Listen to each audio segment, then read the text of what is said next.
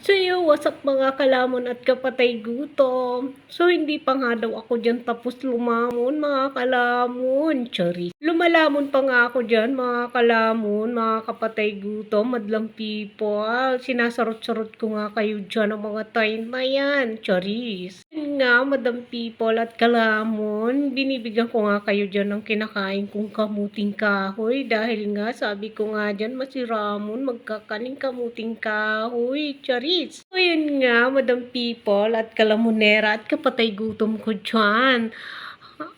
Nga ako makalamon. Nawawala ako sa aking sarili. Ayoko talaga sa lahat mag-voice over. Yung mga time kasi nan, mga kalamon, tumawag yung hipag ko. Kaya ayan, nag-voice over ang person.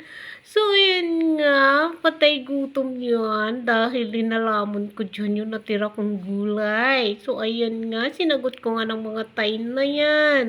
Yung aking cellphone, tawang-tawa nga ang bruhay. Diyos, kalami, kaayo. Yun nga guys, so maikli lang tong video na to dahil karugtong pa to ng ating pagmumukbang kanina ng kanin.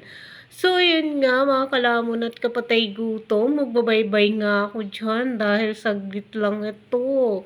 Kaya hanggang dito na lang mga kalamon at kapatay gutom. Pagpasensya nyo na nga ako dyan dahil nga bulol-bulol yan. So, ayan, bye-bye!